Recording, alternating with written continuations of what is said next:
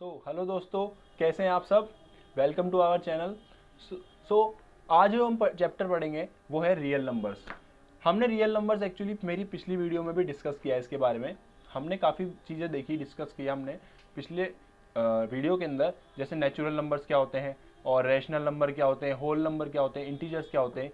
ये सब अगर आपको पढ़ना है तो आप मेरी पिछली वीडियो ज़रूर देखें, क्योंकि इसमें आपको डिटेल में मिलेगा कि ये रियल नंबर्स एक्चुअली होते क्या हैं। और जो रियल नंबर्स हमने अभी तक पढ़े वो सब हमारे यूक्लिड डिवीजन लेमा, ये जो हमारा टॉपिक है, ये इस टॉपिक के अंदर हमारी काफ़ी ऐसी सारी टर्म्स यूज़ होंगी जो कि पिछली वीडियो में आपको मिलेंगी। तो आप ज़रूर जल्दी से जाइए और मेरी पिछली वीडियो अगर आपने नहीं देखी है तो प्लीज़ उसे देखिए और उस वीडियो को लाइक कीजिए, शेयर कीजिए और सब्सक्राइब कीजिए हमारे चैनल को, और बेल आइकन दबाना मत भूलना, क्योंकि सबसे पहले मेरी वीडियो फिर आप ही देख पाएंगे। और अब जो हमारा टॉपिक होगा आज का वो होगा यूक्लिड्स डिवीजन लेमा। ये यूक्लिड डिवीजन लेमा क्या होता है मैं आपको आज इस वीडियो में बड़े ही अच्छे से समझाऊंगा। आज का जो हमारा टॉपिक है वो है यूक्लिड्स डिवीजन लेमा और एल्गोरिदम भी। Euclid's division lemma and algorithm.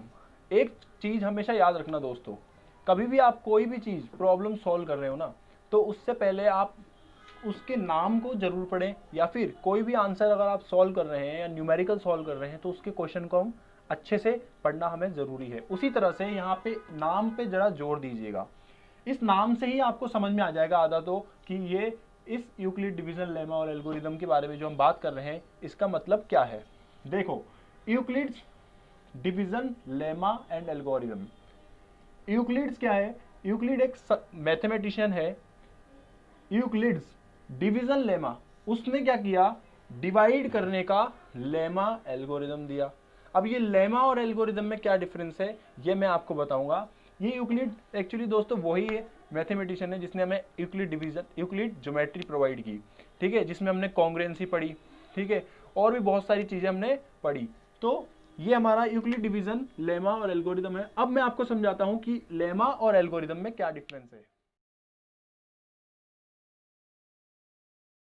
दोस्तों अभी क्या है, हमने अभी तक क्या पढ़ा था, मैंने आपको बोला था कि नाम पे ध्यान दीजिएगा, नाम पे जाइएगा, क्योंकि नाम से ही हम सब चीजें समझेंगे। यहाँ पे है एल्गोरिदम और ये है लेमा। अब आप देखिए ये एल्गोरिदम जो है इसकी मैंने ये एक डेफिनेशन है, ये एक ही डेफिनेशन है, 3 पॉइंट्स मैंने जिनको लिखा है, और यहाँ पे लेमा की भी ये एक ही डेफिनेशन है जिनको मैंने 2 पॉइंट्स में डिवाइड किया है। ये मैंने सिर्फ आपको समझाने के लिए ही 3 पॉइंट्स में इसको डिवाइड किया और 2 पॉइंट्स में इसको।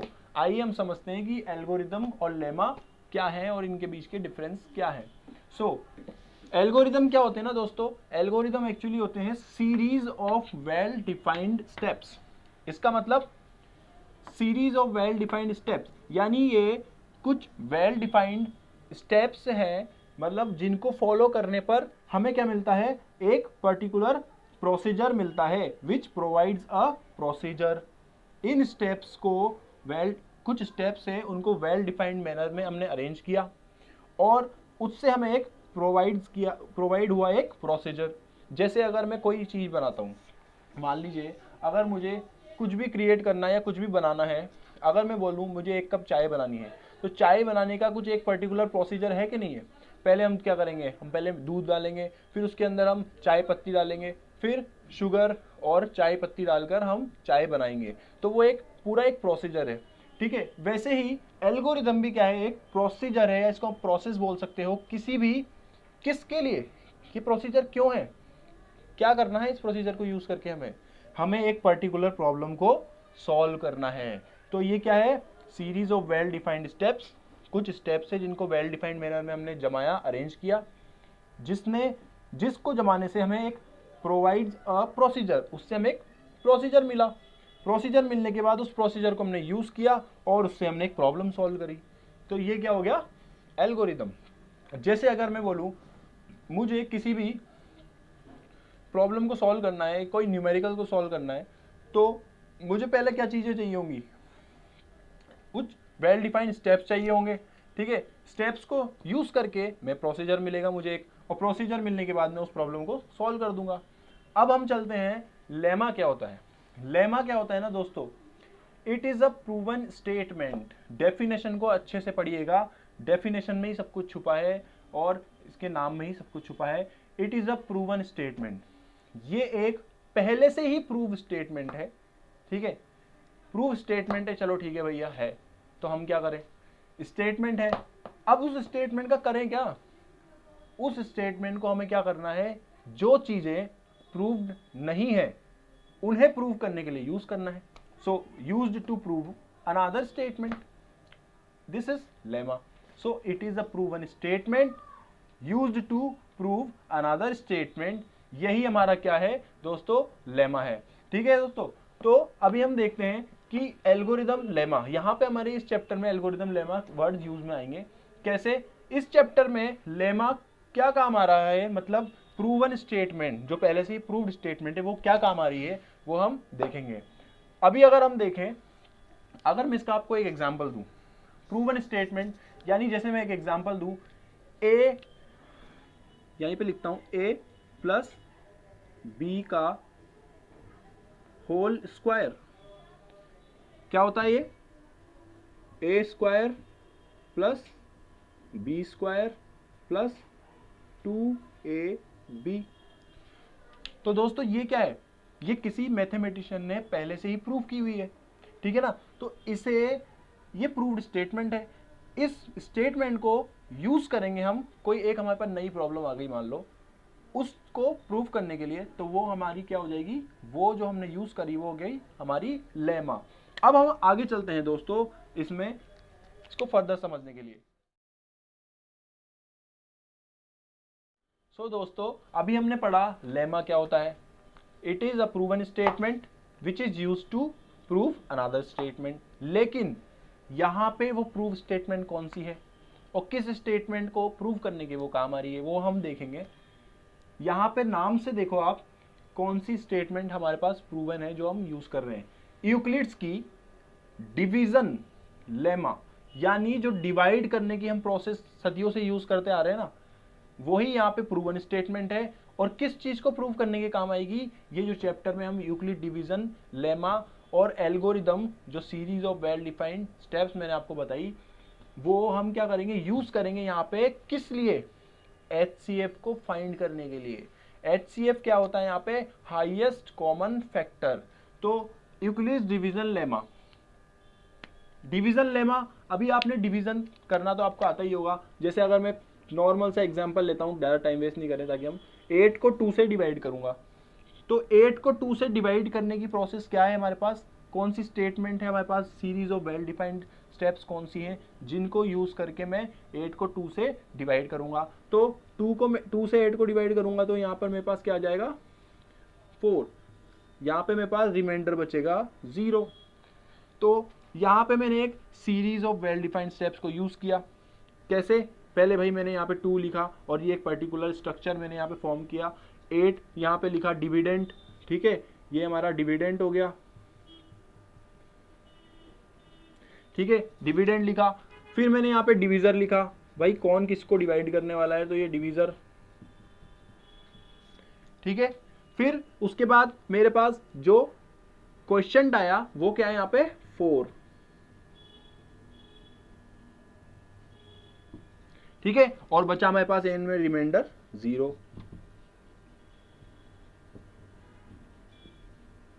सो दोस्तों ये जो मैंने एक पूरा एक पर्टिकुलर स्टेप्स यूज करी है, इससे मैं आपको एल्गोरिदम लेमा दोनों समझिए कि हमने क्या किया, ये पूरी एक स्टेप्स यूज करी, वेल डिफाइंड स्टेप्स, इस 8 को 2 से डिवाइड करने के लिए, तो वो तो हमारी हो गई एल्गोरिदम, ठीक है। और जो ये पूरा एक हमारे पास प्रोसेस डिवीजन जो है, डिवीजन मेथड जो हमारे पास सदियों से पड़ा है पहले से ही, प्रूवन स्टेटमेंट है कि भाई हाँ ऐसे डिवाइड होता है, वो हमारी क्या हो गई यहाँ पर लेमा। और ये जो है यूक्लिड डिवीजन लेमा का नाम इसको दे दिया, डिवाइड करने की एक ऐसी प्रूवन स्टेटमेंट जो पहले से ही प्रूव्ड है, ठीक है, उसको यूज करके हम एक नई स्टेटमेंट को प्रूव करेंगे। वो जो नई स्टेटमेंट यहाँ पर है वो है हमारा HCF को फाइंड करना। HCF ये क्या है हमारा, highest common factor, highest common factor, ये हमारा हो गया HCF। इसको अब हाईएस्ट कॉमन फैक्टर क्या होता है इसको हम समझते हैं दोस्तों।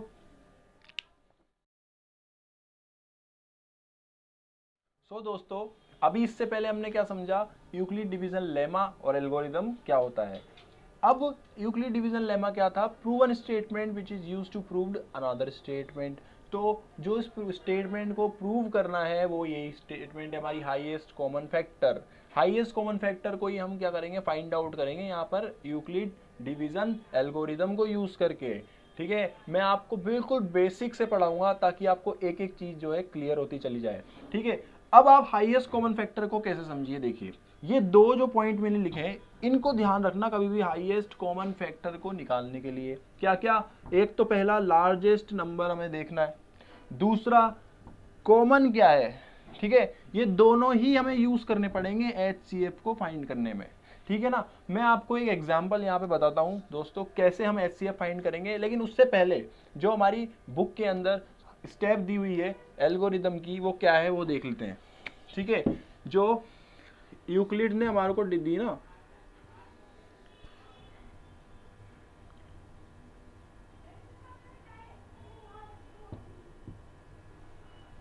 यूक्लिड डिवीजन एल्गोरिदम, ये हमारी जो आपने बुक में कुछ इस तरह से आपको स्टेटमेंट दिखेगी, देखना A is equals to b plus sorry A is equals to b q plus r, ऐसा ही कुछ दिखेगा आपको बुक में।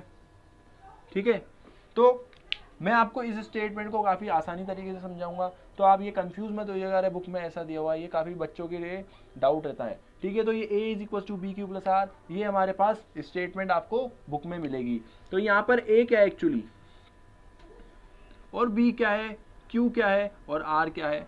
ठीक है, ये हम देखेंगे एक्चुअली जो A और B है, भाई A क्या दे रखा है, मान लो कोई भी एक नंबर है, कोई भी एक नंबर है X, और B भी एक नंबर दे रखा है हमारे को Y। ठीक है, अब देखो HCF, मैंने क्या कहा था, नाम पे जाइएगा, नाम से बहुत इंपॉर्टेंट है नाम, इसी से हमारे को सारी चीजें पता लग जाएंगी। हाईएस्ट कॉमन फैक्टर, तो इसी को हमने तोड़ के यहाँ 2 पॉइंट बना दिया, लार्जेस्ट नंबर हाईएस्ट का, कॉमन कॉमन भाई।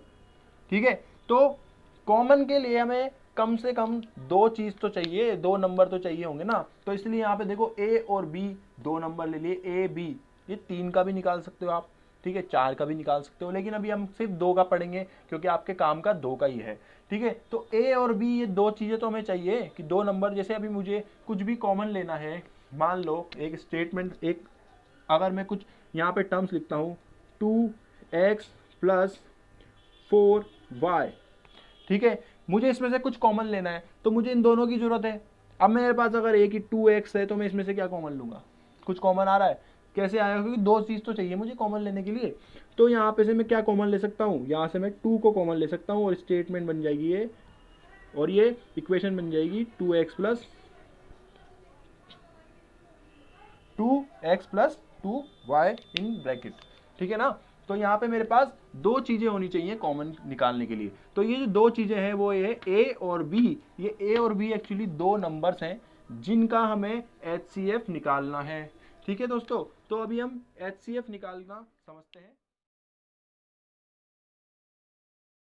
तो दोस्तों अब हम देखते हैं यूक्लिड डिवीजन एल्गोरिदम को हमको कैसे देखना है, सॉल्व करना है। ठीक है, तो देखिए A is equals to b q plus r, ये हमारा एक वही एल्गोरिदम है।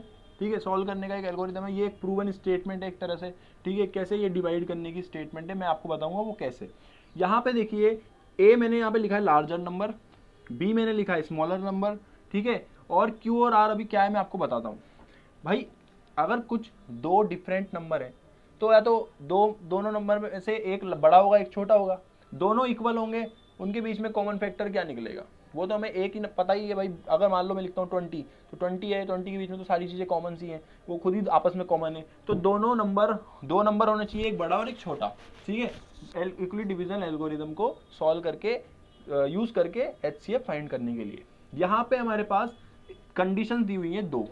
ये कौन सी कंडीशन है, देखो B स्मॉलर नंबर लेना, स्मॉलर नंबर अगर आप इसको ऐसे भी लिखते हैं, मान लो कंफ्यूजन मत होना किसी भी चीज़ में, अगर आप इसको ऐसे भी लिख सकते हैं B is equals to a q plus r, कोई फर्क नहीं पड़ता, ये सिर्फ आप लेटर्स चेंज कर रहे हैं। तो यहाँ पे क्या आ जाएगा बस इस कंडीशन में ए इज नॉट इक्वल्स टू 0 और 0 आर और यहाँ पर ए, ठीक है, ये हमारी कंडीशन हो जाएगी। तो ये लेटर्स का कंफ्यूजन मत रखना, आपकी इच्छा हो जो आप यहाँ पर यूज कर सकते हैं कुछ भी, ठीक है। लेटर्स आपके सारे डाउट्स में बेसिक बिल्कुल स्पून फीडिंग वाला काम करूंगा, आप टेंशन मत लीजिए यहाँ पर, ठीक है। So a larger number, b smaller number, ठीक है। B is not equal to 0, क्या है कि b जो है वो स्मॉलर नंबर 0 नहीं होना चाहिए, क्योंकि अगर 0 हो गया तो फिर उसमें कॉमन क्या आएगा दूसरे नंबर के साथ, ठीक है। और रिमाइंडर जो है वो 0 भी हो सकता है, ये इक्वल का साइन है, 0 भी हो सकता है, 0 से बड़ा हो सकता है और हमेशा b से छोटा होगा स्मॉलर नंबर से। एक एग्जाम्पल अगर मैं आपके पास यहाँ पे लेऊंगा तो क्या लूँगा, मान लो 16 है, उसको आपको डिवाइड करना है 2 से, तो यहाँ पे इसको क्या करोगे आप, 16 को कितनी बार करोगे, 16 यहाँ पे 8 बार हमारा पास, और ये रिमाइंडर 0 हो गया, ठीक है। ये तो हो गई हमारे पास 0 वाली कंडीशन, जब रिमाइंडर हमारे पास क्या आया, रिमाइंडर, और इसको अब स्मॉल में लेटर में रिप्रेजेंट कर रहे हैं हम यहाँ पर, रिमाइंडर यहाँ पे 0 आ गया, ठीक है। और यहाँ पे जो दो नंबर थे वो कौन कौन से थे, वो यहाँ पे थे 16 और 2, ठीक है, 16 और 2 ही तो है, ठीक है, 16 और 2 हमने दो नंबर लिए थे यहाँ पर। अब अगर मैं एक ऐसा नंबर लेता हूँ जिसमें रिमाइंडर 0 नहीं आएगा, ठीक है, हमें ये देखना है कि क्या b से छोटा रिमाइंडर आता है हर बार, देखते हैं। अब अगर मैं दूसरा देखता हूँ, यहीं पर अगर मैं ले लूँ 3, ठीक है, और कोई एक नंबर अगर मैं लेता हूँ, मान लीजिए आप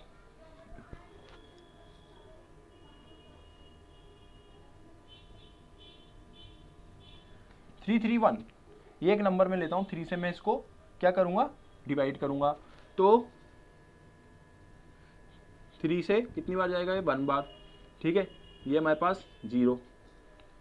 फिर उसके बाद क्या आएगा, हम ऊपर से लेंगे 3, फिर से 3 जाएगा, ये क्या होगा वापस से हमारे पास 0, वापस से हम अगर लेंगे 1 और यहाँ पर 1 1, ठीक है, ये हमारे क्वेश्चन चलता जा रहा है 1।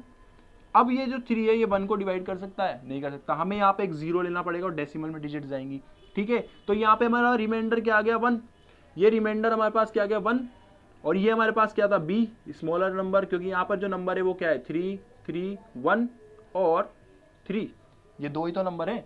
तो यहाँ पर हमारा जो b है वो क्या है, ये है 3, ठीक है।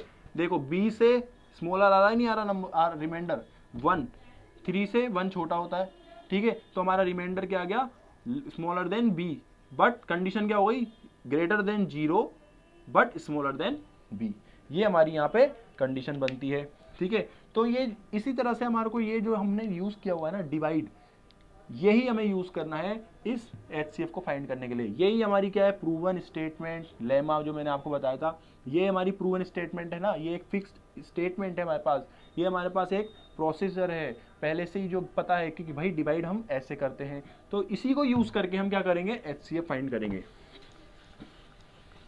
वो देखते हैं हम आगे कैसे करेंगे, अभी मैं आपको बताता हूँ। जैसे दोस्तों अब यहाँ पे अब आगे चीज़ समझिए आप कि A यहाँ पे लार्जर नंबर हो गया, B यहाँ पे स्मॉलर नंबर हो गया, और Q हमारे पास क्या हो गया, यहाँ पे क्वेश्चन हो गया, और R हो गया हमारे पास रिमाइंडर, ठीक है। और ये जो लार्जर नंबर है ये हमारे पास क्या हो जाएगा, यहाँ पे डिविडेंड बनेगा हर बार, जिसको हम डिवाइड करेंगे किससे, छोटे नंबर से, जो कि हमारे पास यहाँ पे क्या है, डिवीजर। ये सब आप पहले से जानते ही नहीं जानते, यही हमारा पास यहाँ पे लेमा है, प्रूव्ड स्टेटमेंट, ठीक है, इसको याद रखना है। और जो स्टेप्स हम यूज कर रहे हैं वो क्या है हमारे पास, एल्गोरिदम, कभी भूलिएगा नहीं, ठीक है। तो इसको अब हम आगे देखते हैं दोस्तों कि ये कैसे हमें सॉल्व करना है। दोस्तों अब हम देखेंगे कि EDA यूक्लिड डिवीजन एल्गोरिदम को यूज करके हम HCF कैसे फाइंड आउट कर सकते हैं, ठीक है। अब आप सिर्फ यहाँ देखते जाइएगा और आपको सब कुछ समझ में आ जाएगा, देखिएगा। अब यहाँ पे हमने ये इक्वेशन देखी थी, तो हम यहाँ पर क्या करेंगे, दो नंबर लेते हैं जिनका हमें HCF फाइंड आउट करना है, मान लीजिए ये दो नंबर हमने ले लिए, ए एंड बी। ये ए हो गया 455 एंड बी हो गया 42, larger number and smaller number, जो मैंने आपको पहले बताया था। अब आप यहाँ पे वैल्यू पुट कर लीजिए, 455 इक्वल्स टू 42 जो कि बी की वैल्यू है, और यहाँ पे कुछ क्वेश्चन होगा Q1 और R1 जो हमारा रिमाइंडर आएगा। अभी हम यहाँ पे हम सॉल्व करते हैं इसको एक बार। नॉर्मल आप जो डिवीजन करते हुए आए हो ना दोस्तों, सदियों से जब हम करते हुए आए, वही हमें यहाँ पे यूज़ करना है और कुछ नहीं। अब देखिए इसमें आपको बस थोड़ा सा चेंज मिलेगा, वो आपको भी समझ में आ जाएगा। 42 को हम यहाँ पे क्या यूज़ कर सकते हैं, 4 20 10 बार, ठीक है। तो अब आप एक चीज़ याद रखिएगा, 42 की टेबल से 42 से ये क्या है 455 डिवाइड नहीं हो रहा, ठीक है। हमारा 10 यहाँ पर क्वेश्चन आ गया, ये हमारी Q1 की वैल्यू आ गई। अब देखो क्या करना है भाई, अगर हमारा इससे डिवाइड नहीं हुआ ये नंबर, तो हम क्या करेंगे, ऐसे याद रखिएगा आप, इसको सजा दे दो। सजा मतलब इसी को डिवाइड कर देंगे हम, 42 को, इसको सजा दे दी, ठीक है। यहाँ पे पहले देखिए रिमाइंडर कितना बचता है हमारा, यहाँ पे रिमाइंडर हमारा यहाँ बच रहा है दोस्तों 35।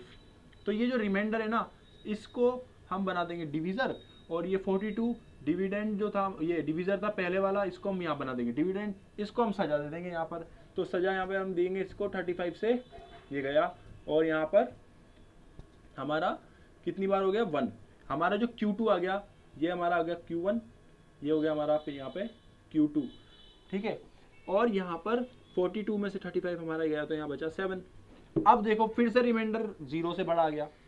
अब अगर 0 से बड़ा आ गया तो फिर से अब क्या करेंगे, 35 की गलती हो गई यहाँ पे, ठीक है। 35 इसको डिवाइड नहीं कर पाया, तो 35 अगर इसको डिवाइड नहीं कर पाया तो अब हम 35 को सजा दे देते हैं यहाँ पर, ठीक है। 7 से इसको डिवाइड करेंगे, तो 35 यहाँ पे कटा, तो ये हमारा कितनी बार गया 5। अब ये जो 7 था, इसने क्या करा, इसको डिवाइड किया और रिमाइंडर क्या ले आया, ये 0। ये हमारा Q3 आ गया यहाँ पे दोस्तों, ठीक है। अब यही वैल्यूज आप क्या कीजिए, यहाँ पे पुट कर दीजिए बस, ठीक है। नॉर्मली पुट करने की जरूरत नहीं है आपको, तो सिर्फ HCF फाइंड आउट करना है ना। तो HCF फाइंड हो गया हमारा यहाँ पे 7 ही यहाँ पर HCF हो गया। कैसे, क्योंकि आपको HCF जब तक फाइंड आउट नहीं होगा, जब तक रिमाइंडर 0 नहीं आएगा। 7 से डिवाइड करने पर 0 आ गया, इसलिए 7 यहाँ पर हमारा क्या हो गया, यहाँ पर HCF हाईएस्ट कॉमन फैक्टर, ठीक है ना। ये प्रोसेस आपने नॉर्मली यूज़ कर ली, वो यही प्रोसेस इस फॉर्म में है, कुछ नहीं करना, कुछ नहीं है, बस ये Q1 की वैल्यू आप यहाँ पे डाल दीजिए।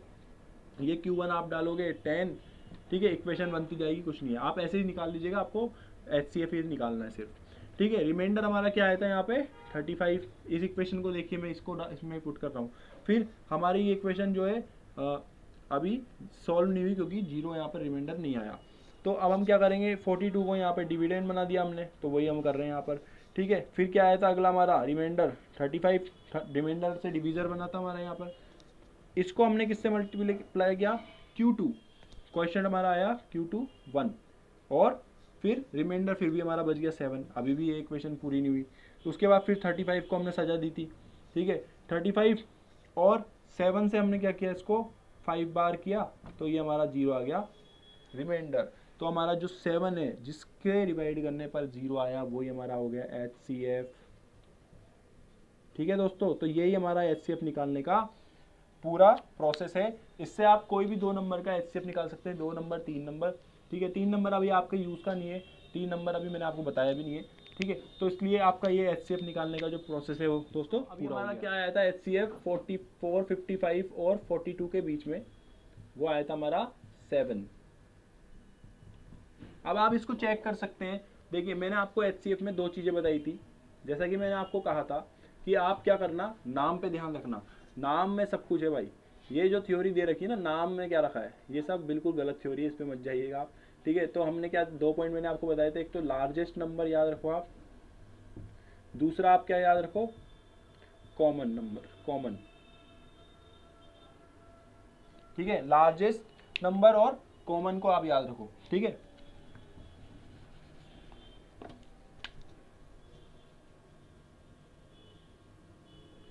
इन 2 पॉइंट को यूज करोगे ना आप, तो अभी आपको समझ में आएगा मैं इसको कैसे यूज करूंगा। देखना 455 और 42, इसका हम क्या करते हैं देखते हैं। सबसे पहले सबसे छोटा प्राइम नंबर है उससे डिवाइड करके देखते हैं। 2 से 455 जा रहा है, डिवाइड हो रहा है, नहीं हो रहा, तो इसको एज इट इज आपने क्या कर लिया, यहाँ पे लिख लिया। 42 जा रहा है, 42 अब ऑब्वियसली जा रहा है 21 बार। अब देखो 2 से तो डिवाइड होगा नहीं, क्योंकि दोनों के पीछे जो है एक और नंबर दिया हुआ है, इवन नहीं है। अब अगला नंबर हम देखते हैं, मान लीजिए अगर 5 या 5 से थोड़ा सा छोटा नंबर हम लेते हैं पहले 3 से क्या मिलता है हमारे को 455 को हम देखते हैं पहले 3 से जाता है कि नहीं जाता। तो ये 3 हो गया, 15 बचा, ठीक है, 15 हमारा जाता है। उसके बाद हमारा ये नंबर 5 हम यहाँ पे एज इट इज उतारेंगे जो कि 3 होगा। यहाँ पे हमारा क्वेश्चन बचेगा 1, ठीक है, इसका हम कितनी बार जाएगा 5 और ये 1 हम उतार रहे हैं। लेकिन अब ये डेसिमल में पॉइंट जाएगा, क्यों? क्योंकि 5 के बाद कोई नंबर नहीं है, हमें यहाँ पे एक 0 लेना पड़ेगा। तो इसलिए ये हमारा 3 से नहीं डिवाइड हो रहा, तो इसलिए 455 हम क्या लिखेंगे एज इट इज। और 21 जो है वो 7 टाइम्स हमारा 3 से चला जाता है। अब हम क्या करेंगे, अब अगला हम इससे बड़ा नंबर देखते हैं 5 से तो ये डिवाइड हो ही रहा है, क्योंकि इसके पीछे देख लो आप 5 है, तो सिंपली 5 से ही जा रहा है। कितनी बार देखो 45 9 बार, और ये 191 और ये 7। अब इससे आगे हम देखते हैं तो हमें मिलता है एक नंबर 7 से 91 जा डिवाइड हो रहा है।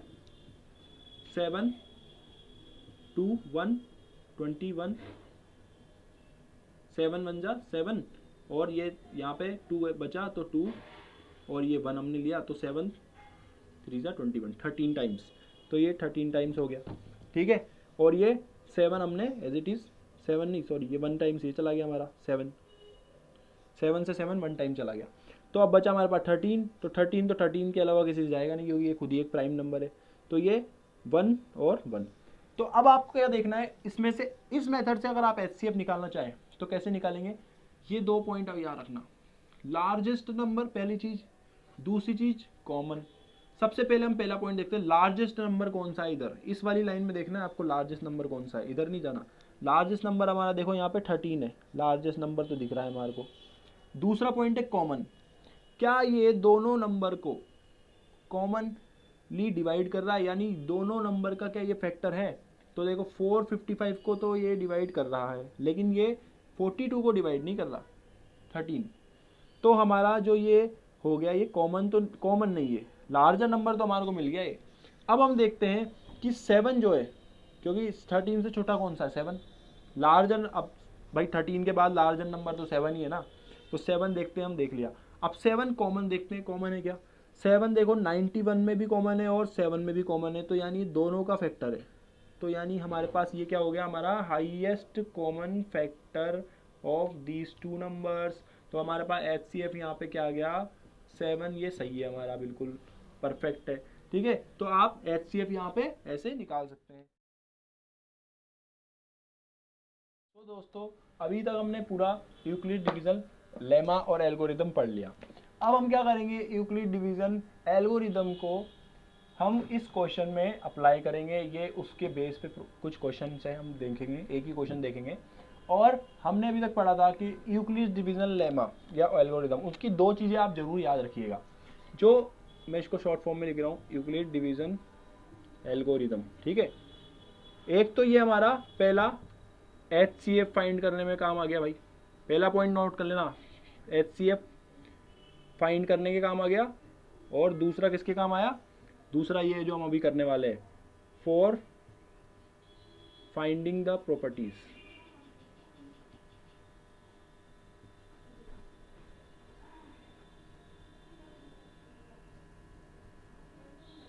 ठीक है, एक तो HCF निकालने के काम आएगा और एक प्रॉपर्टीज को बताने के काम आएगा, ठीक है। तो अब हम देखेंगे इस क्वेश्चन को कैसे करते हैं, ठीक है। सो आगे बढ़ते हैं दोस्तों। ये क्वेश्चन आपको काफ़ी इजी लगेगा, और आज जो एक्सरसाइजेस में इसके क्वेश्चन है ना दोस्तों, वो आप बड़ी इजी से कर लेंगे, इजीली कर लेंगे इसको समझने के बाद, ठीक है। एक एग्जाम्पल है आपकी बुक का ही, उसको मैं कंसीडर कर रहा हूँ अभी यहाँ पर, और ये काफ़ी ईजी है, और आपके जो क्वेश्चन है वो भी बहुत ईजी होंगे इसके बेसिस पे। तो अभी हम चलते हैं, हम देखते हैं। मैं आपको शुरू से एक चीज़ बोलता आ रहा हूँ दोस्तों कि नाम पर ध्यान दीजिए और क्वेश्चन को बहुत अच्छे से पढ़िए। अगर आपको कोई भी क्वेश्चन सॉल्व करना है, तो जैसे एग्जाम्पल में लूँ, यहाँ पर लिखा है शो दैट। क्वेश्चन में कुछ चीज़ें अंडरलाइन करते चलिए फटाफट, जब आप पेपर भी दे रहे हो ना तब भी आप याद रखिएगा। Show that every positive even integer, पहले तो आप इसको अंडरलाइन कर लो, पॉजिटिव इवन इंटीजर, क्योंकि देखो यहाँ से हमें एक चीज़ पता चल रही है कि हमारे को पॉजिटिव इवन इंटीजर की बात कर रहा है, is of the form 2q। हमें क्या फॉर्म शो करना है कि कोई भी पॉजिटिव इवन इंटीजर है वो 2q की फॉर्म में रहता है, ठीक है। And that every positive odd integer, और दूसरा है एवरी पॉजिटिव ऑड इंटीजर, ठीक है, is of the form of 2q plus 1, ठीक है। ऑड इंटीजर जो होता है पॉजिटिव इंटीजर वो किस में होता है, 2q प्लस 1। इसी को हमें प्रूव करना है। Where q is some integer, where q is some integer, देखो q जो एक इंटीजर है हमारे को ये प्रूव कर दिया, ठीक है। अब हम आगे चलते हैं।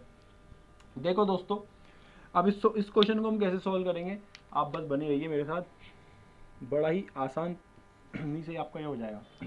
सबसे पहले क्या किया हुआ है, सबसे पहले क्वेश्चन में देख लो हमारे को क्या क्या है, वो चीजें हम पहले अलग से कर लेते हैं। भाई पॉजिटिव इवन इंटीजर की बात हो रही है, पॉजिटिव ऑड इंटीजर की बात हो रही है, ठीक है, और q एक इंटीजर है, तो q को लिख लो यहाँ पे, q इज एन इंटीजर, पहली चीज, ठीक है ना। फर्स्ट पॉइंट हमारा ये हो गया, क्वेश्चन में से ले लिया। अब हमारे पास हम अपना काम करेंगे।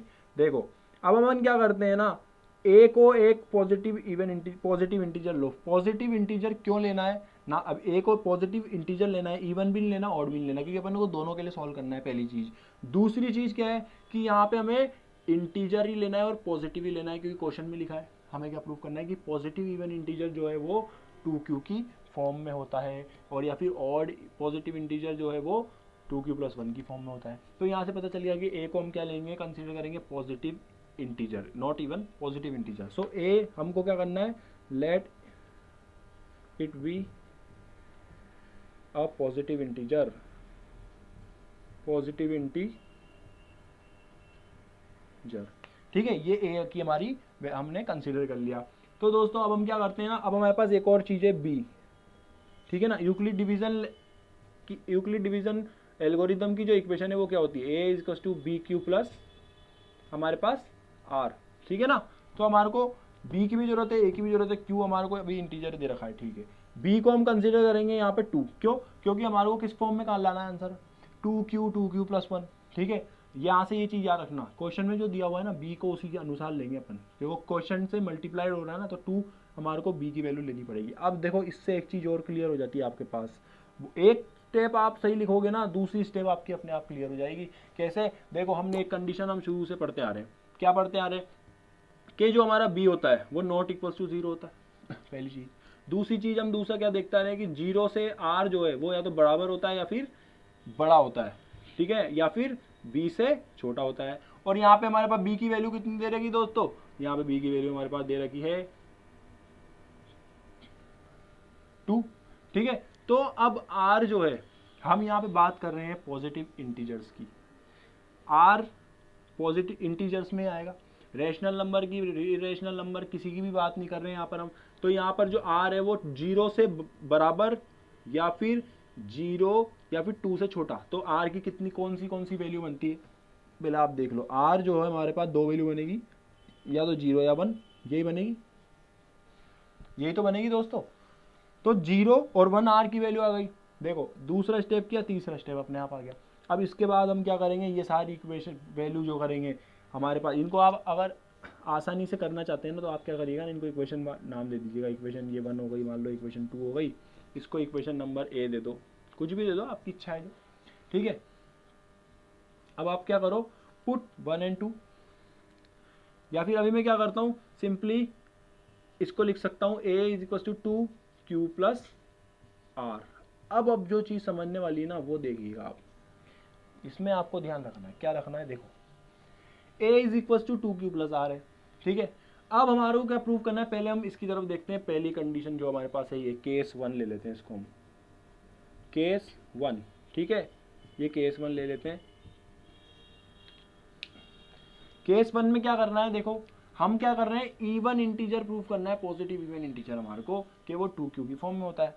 तो अब देखो इस इक्वेशन को ध्यान से देखना, अगर मैं a को, ये a को तो पॉजिटिव इंटीजर प्रूव करना है ना, इवन इंटीजर, तो इवन इंटीजर अगर ये होगा, मान लो ये कोई भी एक इवन इंटीजर है, और हम क्या करते हैं ना, ये जो इक्वेशन होती है a is equal to 2q plus r, इस a को हम क्या बोलते हैं यहाँ पे, डिविडेंड हम इतनी देर से पढ़ते हुए आ रहे नहीं आ रहे, पिछले आपने वीडियो में देखा, पीछे वीडियो में देखा आपने।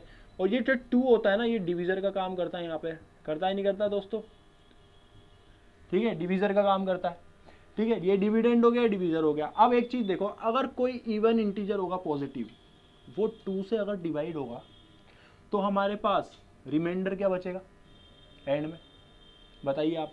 एग्जाम्पल लेते हैं यहाँ पर हम, जब आप सब समझाते हैं। मान लो आपकी इच्छा हो जो ले लिया आपने, मान लो 8 ले लिया, एक पॉजिटिव इवन इंटीजर है 8, इसको मैं 2 से डिवाइड कर रहा हूँ। 2 से डिवाइड करने पे मेरे को क्या मिलेगा, 8 आ गया, और ये कितनी बार आ गया, 4 बार। रिमाइंडर कितना बचा मेरे पास, 0। और देखो 4 को डिवाइड किया 2 से, ठीक है, 4 आ गया, ठीक है, रिमाइंड 2 और ये रिमाइंडर 0। तो यानी मुझे क्या मिल रहा है कि मैं किसी भी इवन पॉजिटिव इंटीजर को अगर 2 से डिवाइड कर रहा हूँ डिवीजर से डिविडेंड को, तो मुझे रिमाइंडर 0 मिल रहा है, ठीक है। तो ऐसी कंडीशन जब मेरे पास कोई भी पॉजिटिव इवन इंटीजर होगा तो क्या होगा, आर की जो वैल्यू होगी ना वो 0 होगी हमेशा। और मेरे पास आर की 2 ही वैल्यू देखिए एग्जिस्ट कर रही है, 0 और 1, या तो 0 1 के अलावा हम कुछ नहीं ले सकते। तो आर की वैल्यू इवन के केस में क्या होगी, positive even integer, positive even integer की बात कर रहे हैं हम, ठीक है ना। पॉजिटिव इवन इंटीजर के केस में आर की वैल्यू होगी 0। तो ए इज इक्वल टू क्या आ जाएगा, 2q, यहाँ पे प्रूव हो गया, ठीक है। सो इफ, एक लाइन लिख देंगे, if A is positive even integer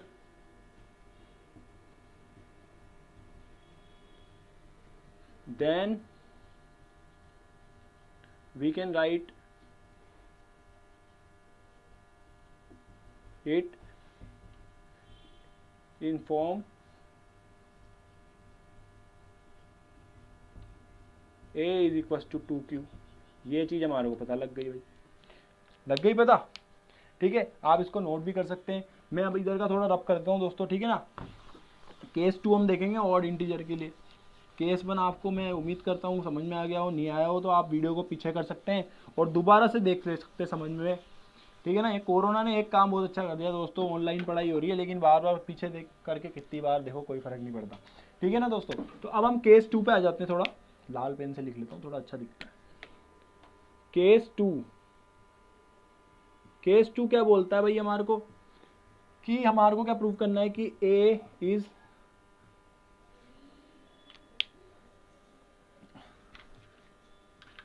अभी हमको क्या देखना है कि जो a है ना दोस्तों, let a is positive odd integer. अगर मैं अभी मान लो इसको ले रहा हूँ पॉजिटिव ऑड इंटीजर, ठीक है, पॉजिटिव ऑड इंटीजर ले लिया, मान लो a इज अभी पॉजिटिव ऑड इंटीजर है, इस केस में पॉजिटिव इवन इंटीजर लिया था, ठीक है। अभी हम इसको अगर सॉल्व करते हैं तो अगर a is equal to 2q plus r, अब एक बार बताओ, अगर कोई भी पॉजिटिव ऑड इंटीजर होगा उसको हम 2 से डिवाइड करेंगे। देखो अभी क्या बोला मैंने कि ये तो a डिविडेंड है, 2 डिवीजर है यहाँ पे। तो अगर किसी भी पॉजिटिव ऑड इंटीजर को 2 से डिवाइड करेंगे तो उसमें रिमाइंडर कभी भी 0 नहीं आएगा दोस्तों। एग्जाम्पल अगर मैं लूँ आपके पास तो 5 का ले लो, ये एक पॉजिटिव ऑड इंटीजर है, इसको 2 से डिवाइड किया तो 4 ही आ गया, और ये 2 बार आ गया, और यहाँ पर रिमाइंडर बच गया 1, बच गया। 7 ले लूँ, 7 भी ले लो, आप बोल रहे हो 7 भी ले लेते हैं, 7 ले लिया। 7 के अंदर क्या हो गया, 6 आएगा 3 बार, ठीक है, बचा कितना, फिर 1 बच गया रिमाइंडर। यानी रिमाइंडर क्या बच रहा है दोस्तों, हमेशा 1 बच रहा है, 1 ही बच रहा है रिमाइंडर। तो ऑड जब भी नंबर आ रहा है पॉजिटिव, तो हमारे पास जो रिमाइंडर बच रहा है वो क्या बच रहा है, हमेशा 1 बच रहा है। तो ये केस हमारा क्या हो जाएगा, a is equal to 2q plus 1, और r की वैल्यू हमारे पास 2 ही थी, 0 और 1, तो 0 पे यहाँ पे इस केस में आ गया और 1 इस केस में आ गया। तो ये प्रूव हो गया हमारे पास। सेम ये लाइन लिख दीजिएगा, if a is positive odd integer then we can write it in the form of a is equal to 2q plus 1, ठीक है दोस्तों। तो ये उम्मीद करता हूँ दोस्तों आपको ये वीडियो काफ़ी अच्छी लगी होगी और आपकी काफ़ी हेल्पफुल भी होगी ये वीडियो, क्योंकि मैंने इसमें बहुत छोटी छोटी बातें भी आपको बताई है बार बार, ठीक है। और ये क्वेश्चन भी मैंने बहुत अच्छे से समझाया है। उम्मीद करिए आप एक्सरसाइज कीजिए, 100% आप बहुत अच्छे से ये क्वेश्चंस कर पाएंगे। तो मैं उम्मीद करता हूँ आपको ये वीडियो पसंद आई होगी। तो प्लीज़ इस वीडियो को आप लाइक कीजिए, शेयर कीजिए और सब्सक्राइब कीजिए हमारे चैनल को, और बेल आइकन दबाना मत भूलना ताकि आप सबसे पहले हमारी वीडियो देख सकें।